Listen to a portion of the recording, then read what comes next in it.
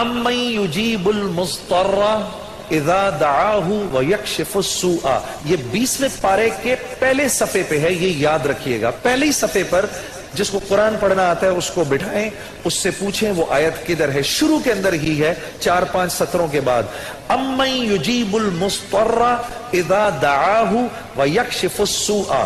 جو یہ پڑھے گا اب سنیے اس کو کیا کیا ملے گا۔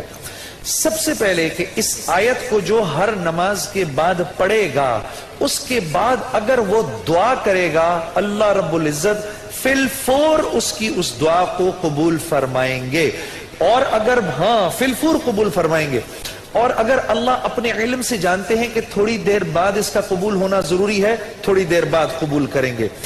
اس ورد کا کرنے والے کی اولاد کو اچھے رشتے ملیں گے۔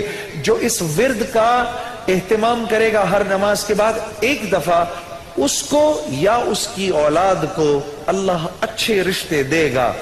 اس ورد اس آیت کے پڑھنے والے کو جب یہ کسی مشکل میں پھنسے گا، اور اگر اس کی زبان سے اس وقت نکلا، جب آپ سے موبائل چھیننے آتا ہے نا کوئی، اس وقت یہ دعا پڑھو، اس کو نظر ہی نہیں آؤ گے، اس کو نظر ہی، اس ظالم کو آپ نظر ہی نہیں آئیں گے۔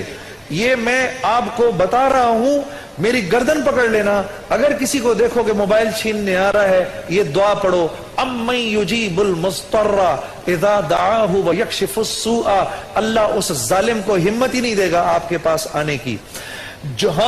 اور اگر کوئی غم مسلسل 6-7 دنوں سے آپ کی طرف متوجہ ہے، کوئی خوف یا کوئی غم آپ کی طرف متوجہ ہے، ماں باپ میں سے کسی کا انتقال، بھائی بہنوں میں سے کسی کا انتقال، اولاد کی طرف سے کوئی غم مل رہا ہے، اس کا ورد بڑھا دو۔ اول آخر 11 دفعہ درود شریف پڑھ کر اس کو 300 دفعہ دن میں پڑھو، اللہ اس غم اور خوف کو دور کر دے گا۔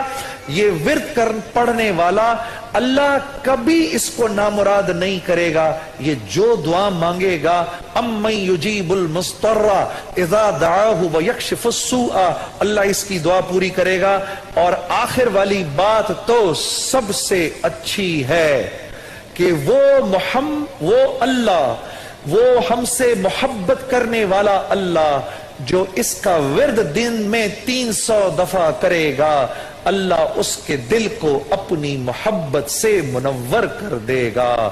امن یجیب المضطر، پڑھیں گے نا انشاءاللہ، امن یجیب المضطر اذا دعاہ ویکشف السوء۔